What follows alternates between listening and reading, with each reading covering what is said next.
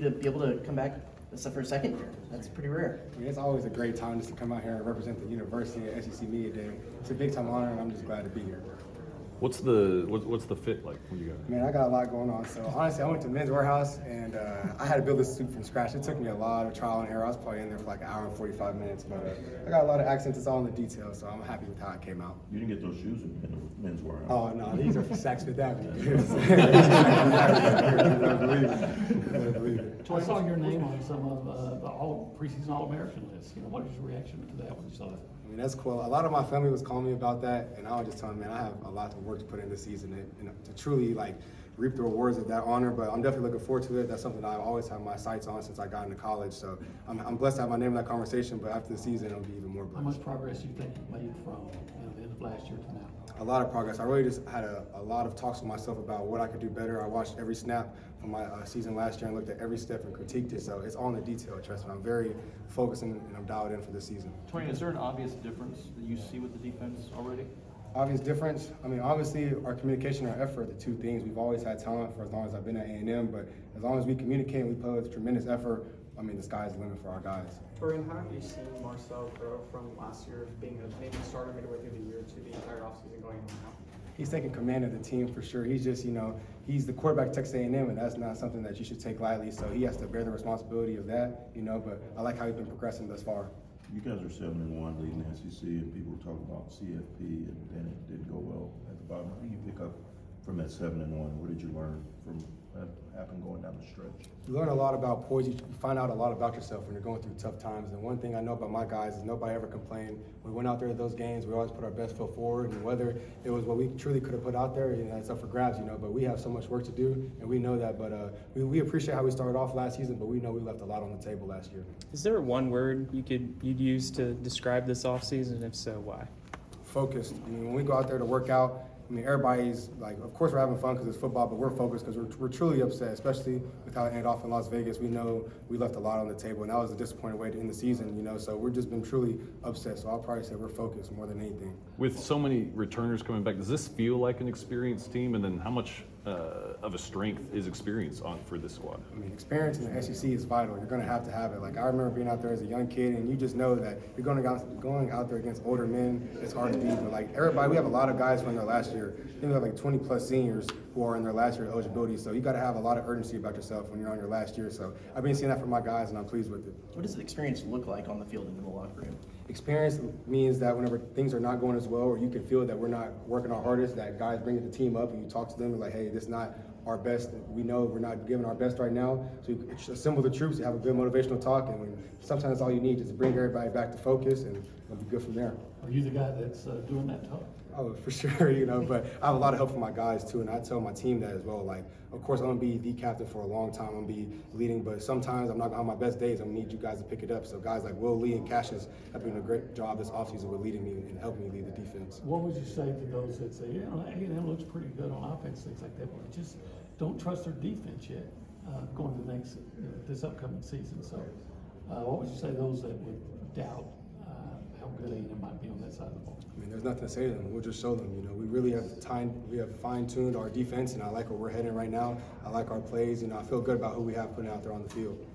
Taurean, with Scooby, we learned towards meniscus 5 plays in a year. How impressed were you with what he's able to show? And now that he's healthy, what do you think he could do this year? I mean, the G in grind stands for grit, and that takes a lot of grit to go through the entire season, knowing you're banged up, and you always put your best foot forward for the team. He never complained one time. He went through every practice, and of course he has a little knee brace on or whatever, but just to see him fight through that is what really made me happy, and I know I have a warrior playing besides me. Most of the season, you guys just played 3 linebackers, you, Scooby, and Damian. You guys feel like you've got a little bit more depth now with Lockhart and Jernigan and Noah?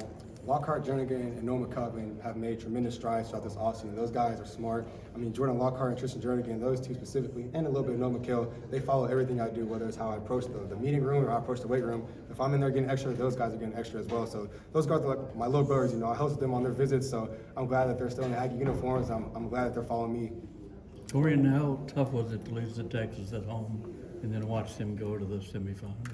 I mean, it really did hurt because, you know, that game, the winner of it went to the SEC championship, and that was something that we had on our plate since the very start when Coach Elko got hired. We talked about going to the SEC championship and winning that and going to the national championship. So to have so many opportunities throughout the season and not be able to capitalize on those is definitely disappointing. And just to go against, you know, the in-state rivalry, it was the first time the game had been played in a long time. I mean, that hurt a lot too. And it was at home, but, you know, that was last season. We're excited for this season. We know we go to their place, so it's extremely personal.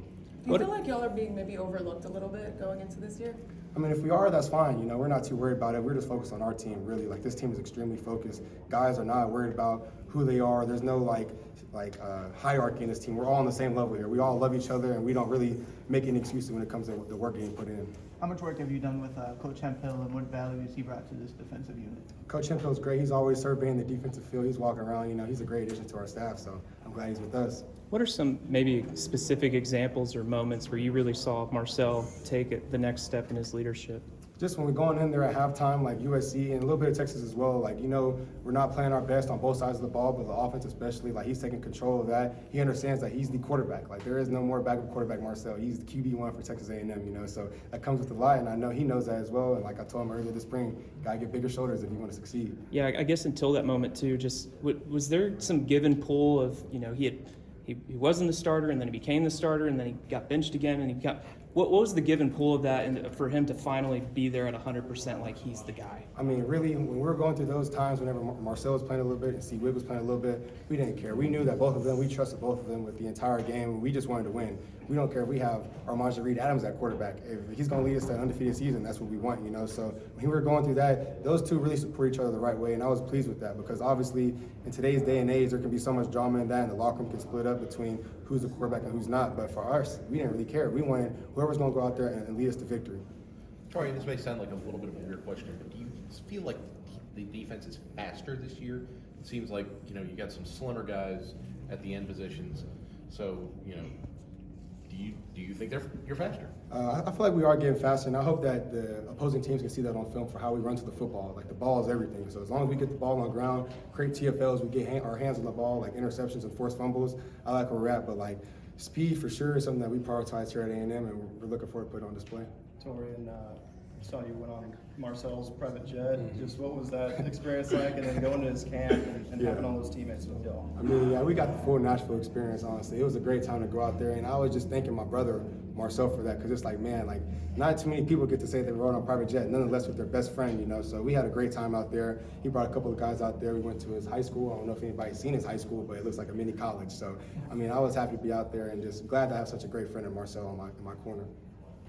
Are you recording us right now? I was, but then the 3-minute timer went off.